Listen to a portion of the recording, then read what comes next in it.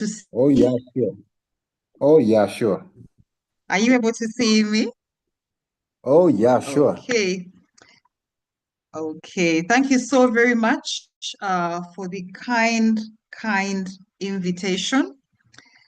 I will take a few minutes before I quickly introduce myself to just confirm that the Lord is excellent. The Lord is wonderful. He is faithful. He is honest. He is just. That the work of ourselves in our homes will always manifest in our children, in ourselves, in our spouses, in the lives of those that we interact with 360 degrees. So I want to start from that point. And before again I introduce myself, I want to just appreciate all of you for making time to come and listen to this message that the Lord has given me, not as a preacher, but as an employer and as a mother and as a parent and as a friend of children. I want to recognize Canon Dr. Ruth Senyonyi. Thank you so very much for the invite, and thank you for preparing me to come and speak to the wonderful children of the Lord on this call.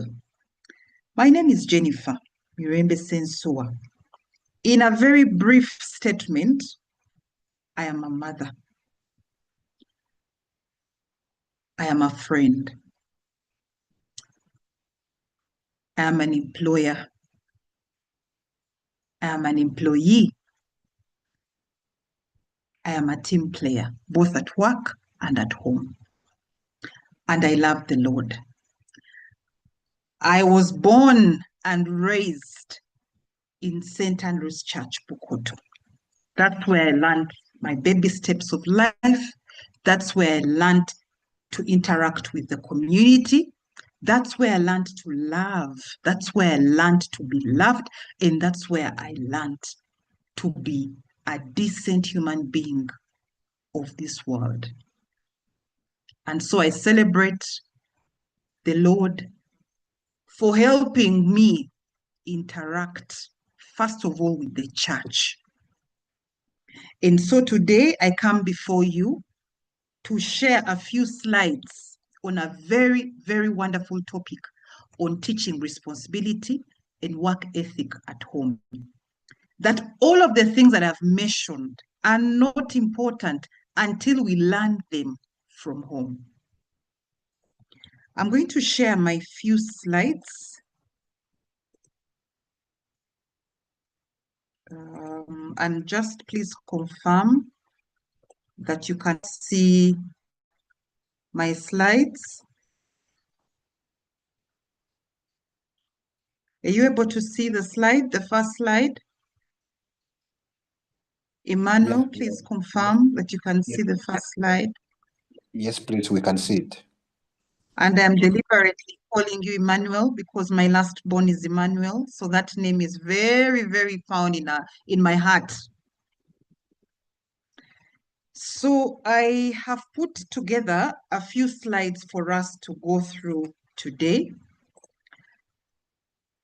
And I just want to start with the summary touch points that I thought are important and I have relayed to the Lord many times as preparing this presentation. And the confirmation is yes. The children of God this evening will listen to the key objectives of the Online Church of Uganda, which we already know, but I'll show you what quickly I picked or I chose from them. We'll also see the unrecognized patterns in our homes and why then teaching responsibility and having work ethic at home remains very important. And we'll also see who pays the big price of not teaching and of teaching responsibility at home. And finally, we will see who takes the big prize. Mark the difference. There's a price to pay, and there's a prize to take. Who are those in this docket?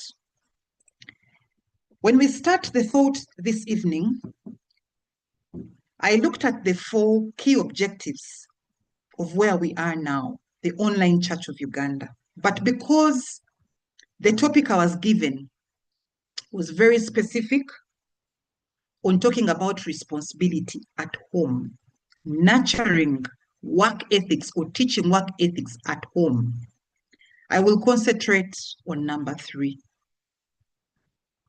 especially on the programs, the different programs that include our children, that transit into youth, but they cannot get there without men and women in our homes and who we are. We start the conversation of teaching ethics by recognizing those patterns that we ignore sometimes at home. The first picture on the screen is of a tap at a sink at home that has been opened after someone washing their hands. It could be our children, it could be ourselves, it could be mommy, it could be daddy in the home. And because of very many other things on our minds, we repeatedly leave a little bit of running water because we are rushing, but especially because we did not pay attention to that coffee stain. And the operative word there that I want us to take is the coffee stain. The little drip of that water can take an hour before the next user of the toilet or the bathroom or the kitchen comes to actually recognize that there's money being spent down the drain through the small dripping water that someone left unattended to. On the left is an open fridge. The fridge is full of so many things to eat and probably to drink.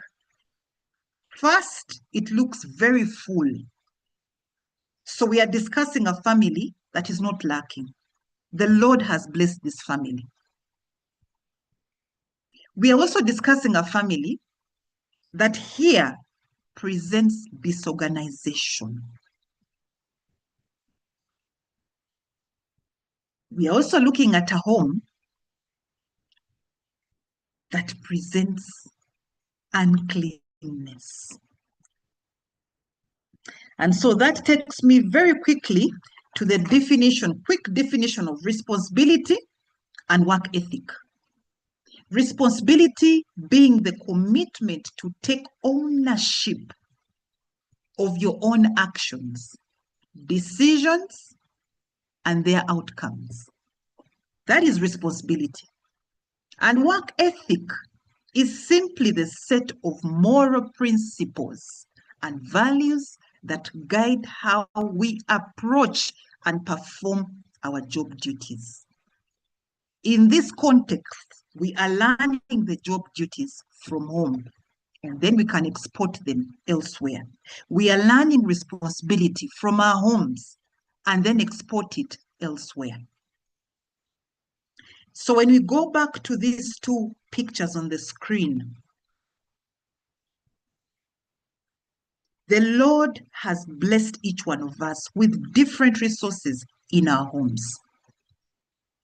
And by the time we have the blessing of children to start teaching the responsibilities, the work ethic, we are already blessed because we have the gift of life. We have the gift of finances to buy all these things you see in the fridge. We have the gift of finances to put a sink and running water inside our homes. The challenge that we are throwing to ourselves today is that the Lord has blessed us with. How best are we using it to demonstrate responsibility to the children that live in our homes that we are mentoring and grooming for the outside world.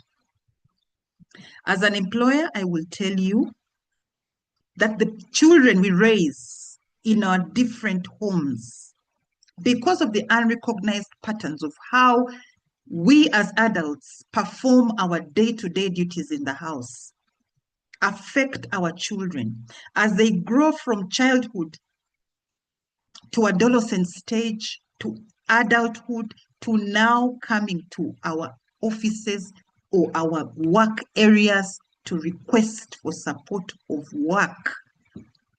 All of these unrecognized patterns will unveil themselves at the workplace. And so I know you on the call because of you're my friend, you are my relative, I go to church with you, you are my prayer partner. You will send a message to me, you will call me in the category of employer, and you will ask me to support your child, your young adult, with an opportunity to work. They will come with very high grades and they will get the opportunity to work.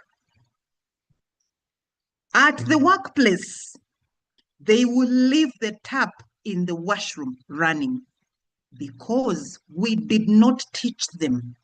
We did not pay attention to the patterns that you see on the screen. At the workplace, they will not be in control of keeping their workstations organized because they do not know how to do it right from their homes where we have raised them.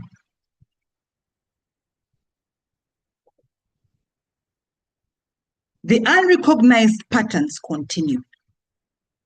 The first slide was clearly showing where everybody who visits our homes can actually see. The second slide will show you where usually visitors do not actually access.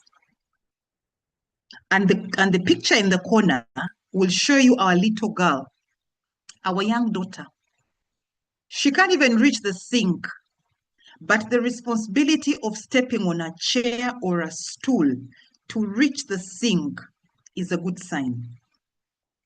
First of all, to know that it is her responsibility to negotiate her way to the sink. It is her responsibility to put the toothpaste on the toothbrush to brush her teeth. To know that when she looks in the mirror, she can confirm that her face and her teeth are in order. That's a good sign. That's a good pattern. The picture below is a demonstration of daddy and a daughter. So the daddy is the gentleman on call. It has never been written anywhere that you cannot be in charge of mentoring, of teaching, responsibility, and work ethic at home. It is a joint responsibility. So that photo you see there is a choice for demonstrating that mommy and daddy, uncle, auntie in the home have equal responsibility of teaching, of molding, of mentoring ourselves as adults and our children, those that the Lord has placed in our responsibility to learn. And the simple chore you see there is collecting rubbish after daddy has swept the house. We need to pay attention to our children, however young they are, as long as they can move around the house. Clearly, she is squatting down. There are two responsibilities there. There's a responsibility of keeping the home clean. There's a responsibility of supporting, of helping, of teamwork, of team cohesion. Let's do this together. At the end of the day, daddy is not too tired. I'm also not too tired. When we do things together with our children, with our spouses, with everybody we live with in the home, the responsibilities are shared. The core roles in the work ethic are cohesion.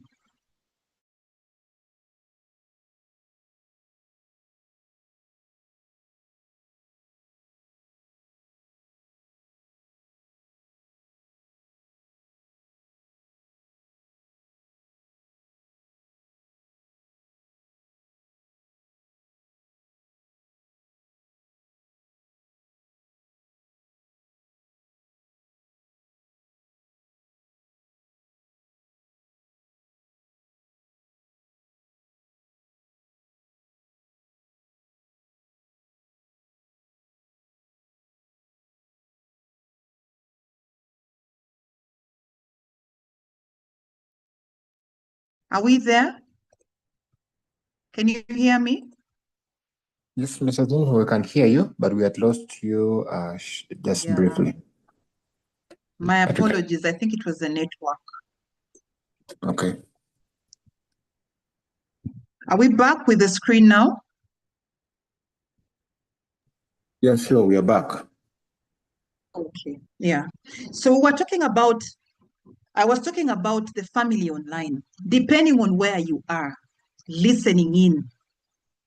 Some of us, it is morning, others it is night, others it is evening. But from whichever part of the world that you're listening to this message this evening or this morning or this afternoon, the message we are trying to listen to from the Lord is that it is our different responsibility to demonstrate. We cannot give what we don't have.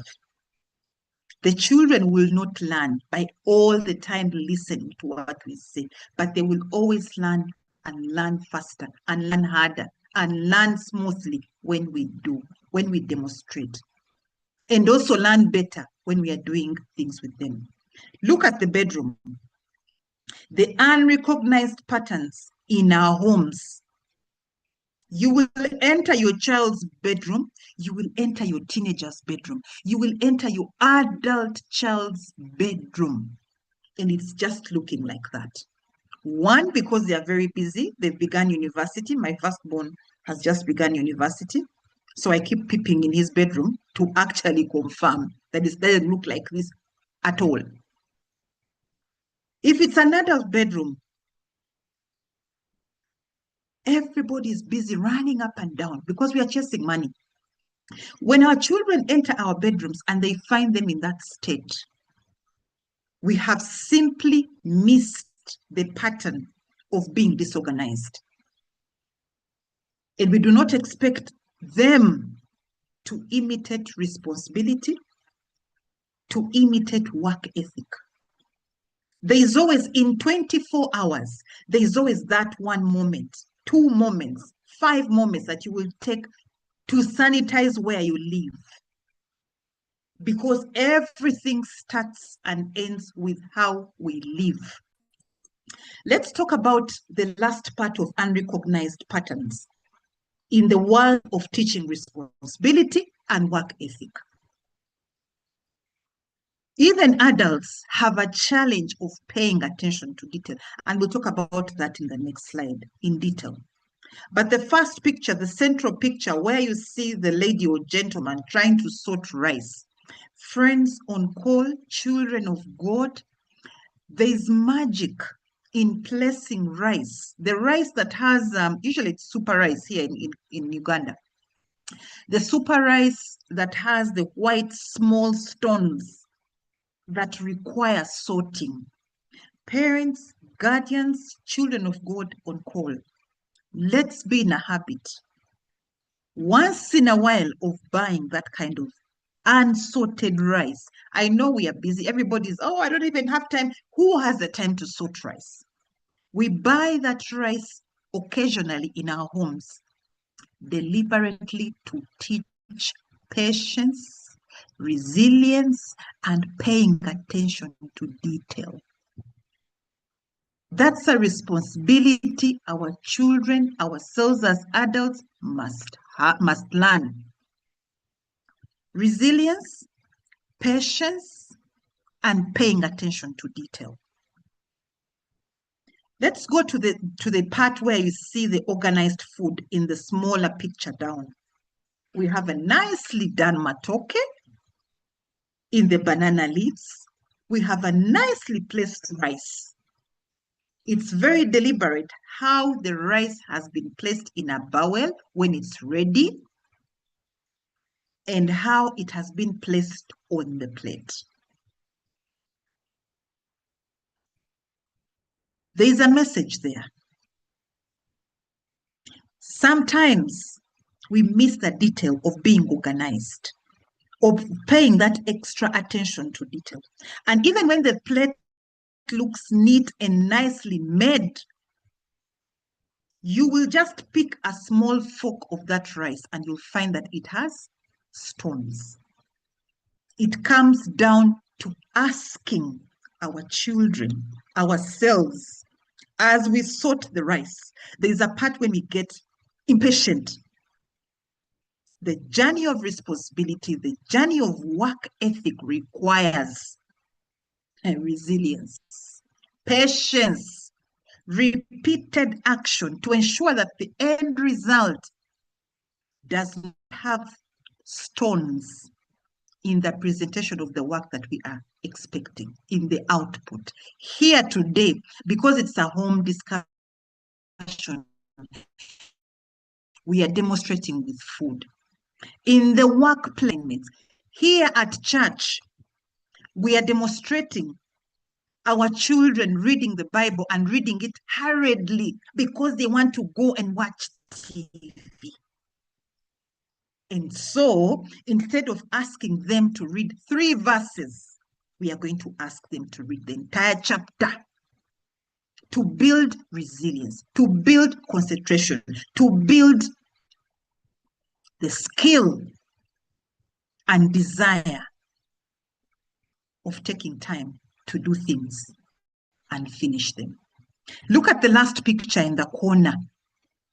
It is rice, by the way, but very disorganized. The entire plate looks not appetizing. These 2 cooks were given rice and maybe other kinds of food. And you will find that the upper plate, the presentation of the upper plate may be that disorganized, but the food tastes much better than the plate below. How do we nurture responsibility in our children? How do we nurture work ethic in our children? Is it about just working and ticking a box? The earlier plate confirms a cook that paid attention to detail. My God, look at the salad. Look at the chicken in the bowl. The upper plate, this person was ticking the box. So a responsibility, the journey of responsibility requires that we do not demonstrate to our children, to our young adults, to our adolescents, to ourselves as adults, we do not demonstrate the spirit of rushing into work. Those things are taught at home, not in the workplace, not entirely in church, not entirely in the communities where we stay after our homes. Why then is teaching responsibility at work and work ethic at home very, very important? We have 5 and I'll quickly rush through them to give us time to ask questions and comment. The first the Lord put on my mind is self-discipline. Of course, because it is a journey of responsibility, it creates self-discipline. This, by all means, will conquer the world. We cannot export disciplining in our church, disciplining in our workplaces, disciplining in the environments where we live that the Lord has blessed us with, without demonstrating self-discipline at home. The alarm will go off at 10. 10 means sleeping time. And you remain on phone, scrolling and scrolling. Your children are watching. You cannot expect them to conquer the world if they do not have self-discipline to say 9:30, the phones are down. 9:35, it's prayer time. 10 o'clock, it is bedtime, lights off. Self-regulation. We all have 24 hours a day, yet we actually achieve different results in that time. If any one of us was very, very sincere to ourselves, how do you use your 24 hours? And remember, we said our children learn from what they see more than what they hear. As Christians, by the way, we equally learn so many things that happen to us after we pray. We talk about the testimonies. Did you know that I've been praying and fasting for a whole week for my child to pass exams? When the results come, that is a tangible blessing you will talk about. So we learn more. We equally learn more by what we see than what we hear. Concentration and paying attention to detail. I spoke about that earlier with the demonstration of sorting rice. There are so many small but very important chores we can teach our children at home. I want us to take our minds slowly to the toilet. Toilets. The cleaning of the toilets right inside, that ring inside, will teach concentration when we are doing it and paying attention to detail while we are doing it. In the world of result-oriented people, leaders, managers, followers, we are looking for minds that can concentrate.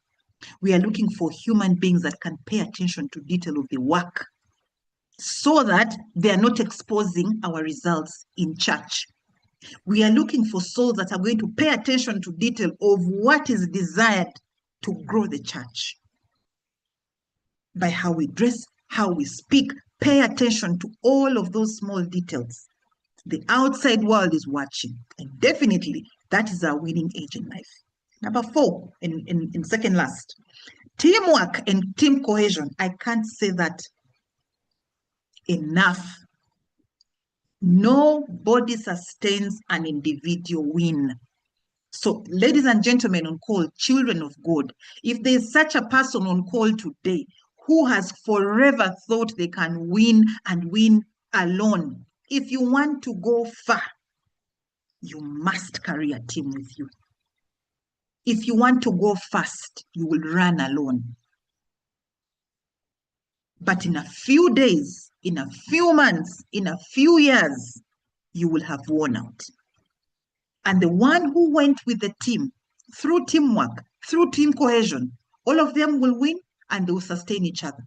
The very last one, learning to depend on each other from the cradle to the grave. Every human being the Lord has created on this earth needs help. It took mommy and daddy on this call to give birth to a Jennifer. It took help for that baby to be breastfed, to change a diaper. Mommy helped, daddy helped. It took help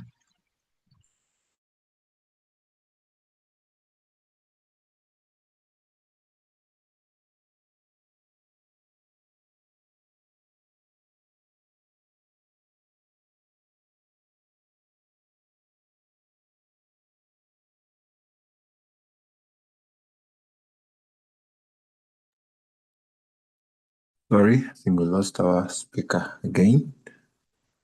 But yeah, I was here surely enjoying. And Jennifer, if you're speaking, we can't hear you.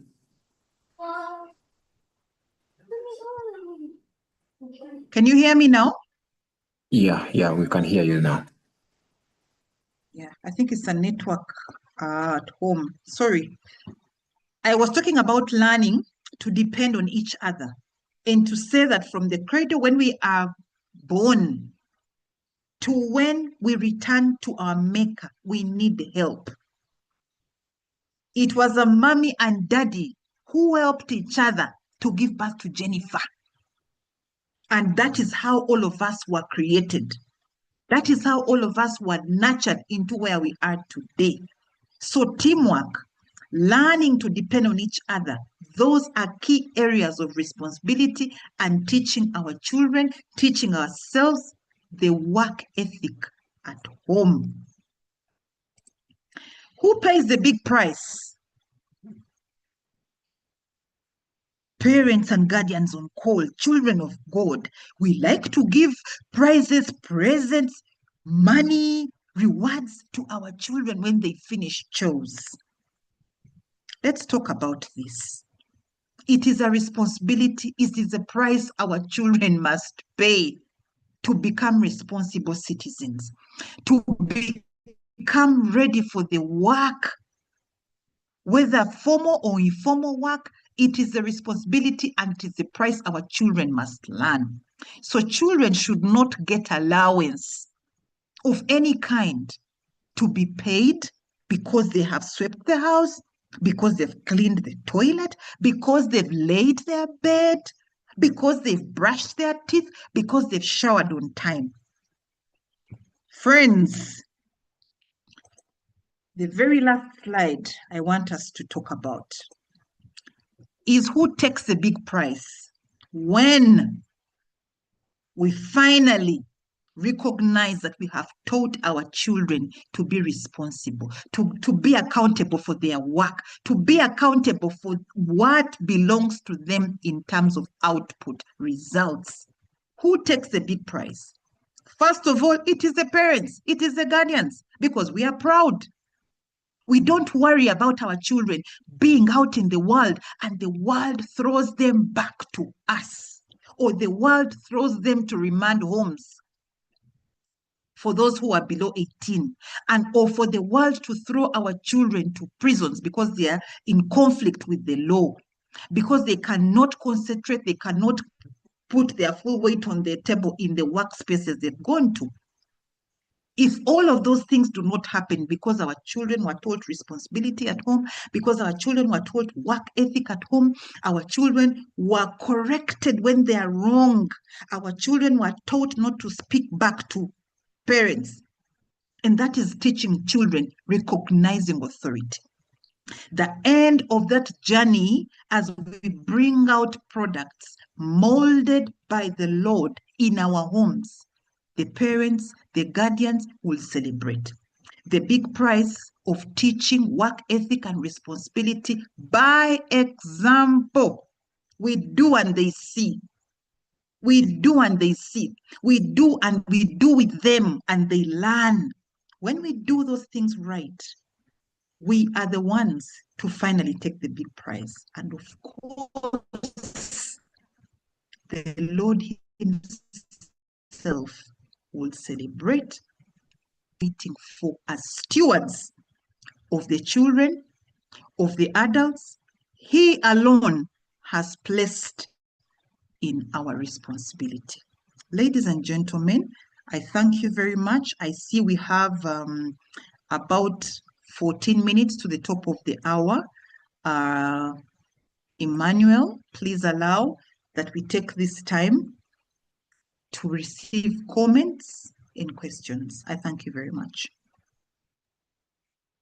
Wow, we thank you very, very much as well, Mrs. Jennifer, for such a power-packed, practical teaching about this wonderful topic that we are having at our disposal at this day. There's been so much that those who would call, if they're paying attention, which I believe so, must have learned, and they're going with them home as their take-homes. The patterns that it's so easily ignored from home develops into a child's or develops a child's character, and how best we can really make sure we build the responsibility and work ethics all the way from home, because these are future leaders, these are future husbands and future wives, and so we would do very, very well indeed to get on together with them and teach them what it means for the world out there. So thank you very, very much. May the Lord richly, richly bless you. We know that you've given us some lessons from your journey in motherhood and love for children and really all this. We bless the Lord so much for you. My friends, if you have some questions, you will please bring it up. But also here in the chat room, I can see some messages, some texts that are coming. I already have one question, so let me read this question for you. You will respond to it after I have gone through the comments. But we have a question that says, what do we do about this new normal of keeping children in school even while it's holiday time? Don't we miss out on training the children? Wow, that's a good one. Like, what do we do about this new normal of keeping children in school even while it's holiday time? Don't we miss out on training the children? You'll be coming to respond to that. But as you can see in the chat room, people have really, really been blessed. Someone is saying we train our house managers to become better adults at the expense of our children. Wow, what a challenge that is. Someone noted about self-discipline. Someone is appreciating the practicality of the message you have just shared with us. Mrs. Praise Record, who has just become a mother a few months back. She's clapping in appreciation. And also we have another question. So let me read those two questions and then you will come through. This generation only knows instant things. How then do we get them to sort rice? This is an interesting one, Canon wrote, because I was really thinking, so we sorted rice growing up. Nah, our parents were teaching us that way. So how do we get the young ones to start sorting rice now? And then, of course, the question which I read earlier, like how do we do about this new norm of keeping children in school even while it's all the time? Don't we miss out on training the children? Over to you, please, Mrs. Jennifer. You can respond to that, and then I will get one or two more. Thank you. Over to you.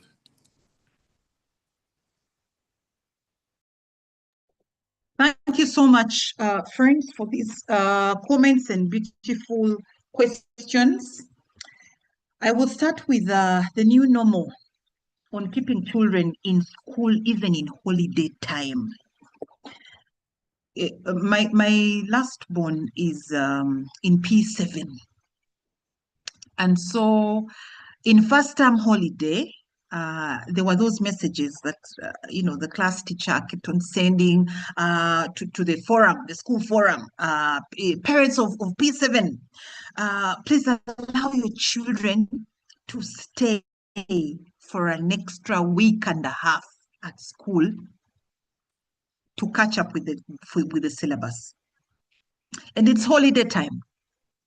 I personally went to school and asked the teachers that we cooperate and I get the holiday work for my son, but to allow me to come home with him. And I actually committed that I will do the work with him. I don't have to know everything, but I committed to supporting my child at home for two reasons.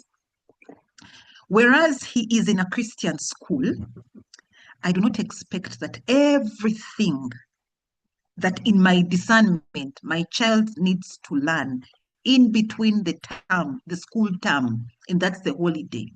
In terms of our Christian values, the school will consolidate on my behalf. And for me, it's important to continue monitoring that this human being, by the way, takes time to make time for the Lord himself. He still takes time to open that Bible and hear from the Lord. I cannot give 3 months plus the number 2, because we know that our children are away. For those of us who have children in boarding schools, even if it's a day school, we only engage with these children maybe very early in the morning and it's a rush hour. And I actually see parents deciding to pray in the car as we are driving. I'm not sure about that. So if really we have woken up late and we have to, and the only catch-up time to pray and to prepare for the day as you with your children in the car is really as you're driving. The concentration levels are down, both for you, the parent, and the children in the car. If you're in a boarding school like mine, who are all away in a boarding school, of course, it means I literally don't have the quality time for them. That is one of the reasons why I decided to go and pick my son and pay the price of taking time off my busy schedule and sit with him in support on the holiday work. Friends on call, we can figure it out differently. But the new normal of leaving our children in the hands of the teachers, in the hands of the matron, in the hands of the wardens, in the hands of the school caretakers, we can do better because the Lord has taught us differently. We teach our children the values that we understand as parents for them to export them in the schools. So while we run away from that responsibility, after the term and the holiday, you will receive a different child before you know it. And just to finish on that, as a family, we decided with the children many years ago that the last week of every year, usually from 26th or 27th, just after Christmas, we take that week away. So we leave home on 27th and go somewhere to retreat. We only go to pray, intimately pray, to play and bond. Pray, play, and bond for the whole week that exceeds the year into the first and second days of the new year. A parent, a guardian on call can do that differently. But the message is, it is our responsibility. Forget about the new normal. The second comment, not a question, I think, was we train our house managers at the expense of our children. Yes, because our house managers are up by 4, but our children only get up at 4 because there's school time. For those in day school, for those in boarding school, the same. But it's holiday time, and our children have not learned the self-regulation of waking up early and do things early, to be earlier than everybody else. I said, I made it an affirmation. I have 4 children, 2 girls and 2 boys. My second born, Joanna, in school, she will always win of being the early bird. She's the first in the bathroom. She's the first in class. She's the first. I'm talking about arrival. She's usually earlier than the rest by an hour. By an hour. Please note that the 3 of them, her siblings, are not the same. And so parents and guardians also watch on that. When we train, there are those who are over and above what we would have trained, but remember to pick up those who need support. The third question was, this generation actually only knows instant things. Instant communication. They are even impatient when they are talking to us as their parents because we look like we are slow. I saw that the other day with my son, my firstborn. I was telling him something and he looked so impatient of mommy, no. You know, because this generation understands understand quickly. Mommy, I will sort that out. So you're trying to explain to him that usually when it's raining, don't take the border because the road is slippery. No. Mommy, I'll take care of it. I mean, everything is impatient, instant. How do we get them to even just sort rice? Of course, because we continuously invest in becoming their friends. I like the bedtime moment in my home. When I usually come back home, they follow me from the garage through the corridor to the bedroom. And so those first 10 minutes of when I've just come back home, they sit on the bed and they're all around the bed. So I'm just seated in the middle of them when they are home on holiday and everybody's saying, oh, mommy, this, blah, blah, blah. They say so many things. That for me is a miracle time because I get those 10 minutes to impact a few things, especially patience. patience. Life is governed by laws and not miracles. Even when we pray, what goes up must come down. And therefore, in between there, the Lord has given us the ability to be patient. The last question, I don't think I got it, but let me check again in the chat room. Emmanuel, I do not think I saw the last question. Sorry. Actually, you've responded to the ones I shared, but we just have two more that have come on board. And one of those two, you have slightly touched it already. Perhaps you'll just respond to it more directly, where someone is saying, in the case, meaning in your experience in being you, how did you manage or how are you managing parenting? That's being an available mother alongside your responsibilities in your career, at church, and you talked about being an employer, but also the employee. So how have you managed that, yet still keeping intact with building the character and work ethics at home? Then secondly, from one of our elders and parent here on call is saying, grateful, thank you, Madam Jennifer. I have been taking notes to self-evaluate my approach. Indeed, thank you. How do you correct some extreme sets by law? For example, some children may think making them work is infringing on their rights. How do you balance rights vis-a-vis work?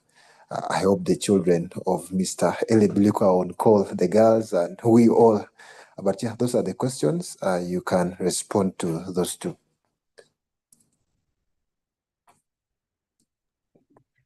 Thank you so much for the two additional questions. My experience in parenting in the busy schedule, apart from being responsible for an organization as a CEO, I am a Rotarian, okay? And not just a passive Rotarian. I am an active Rotarian, okay?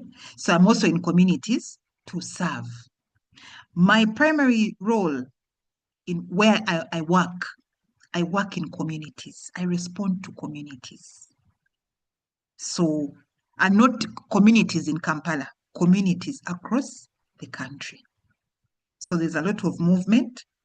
There's a lot of investment in other people, adults and children.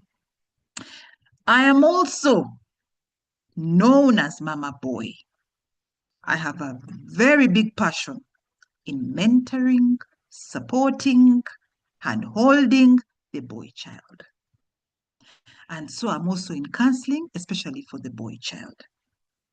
I usually do not go to the Kampala suburbs to look for the boys that are the planned boys. I usually concentrate on the unplanned boys who are usually out of Kampala. After all of those responsibilities, I am also not a passive member in church. I'm an active member in church. And finally, I come back home to children, adult children who are waiting for me. What I've decided to do, all of these things that I do, apart from work that brings the money of the CEO role, but the nurturing of the boy child, when I have the opportunity in holidays, I move with my boys, who have also promised that, Mommy, for you to continue with your passion of nurturing the boy children in the communities where we go, we equally have to be good boys so that you have the moral authority of supporting those boys. So I usually go with them. We do those mentorship supports with them. That's also quality with the boys to parent them. I'm also a mother. I'm a mother of two boys and two girls. So my girls equally, usually, I do a lot of marketing, buying stuff in the market with my children, my girl children. We do a lot of cooking. We do luwombo at home. I take care of that time, especially with the girls. And I juggle around the time. But for many opportunities that I get, if I really, lately I've started introducing them to the different communities where I go, including Rotary, so that they know when mom is not here and she's in Rotary, what is she doing? That's how I try to juggle around with the time. But also, we said that here at home at 10 a.m. is our prayer time. If I'm somewhere in a meeting, I am pacing to get home by 9 so that I don't miss out on the prayer time with the children. Because usually I let them be. They read the Bible. Remember, they've prepared the entire day. The person in charge of prayer that week has prepared the word. You don't want to miss that. So I'm usually very irritable when someone has to keep me out of home by 8, 8:30. So that's how I try really to juggle around my time with the children. But it's really that any one of us can see how to do it differently. Rights and teaching work. Oh, mommy, it's my right.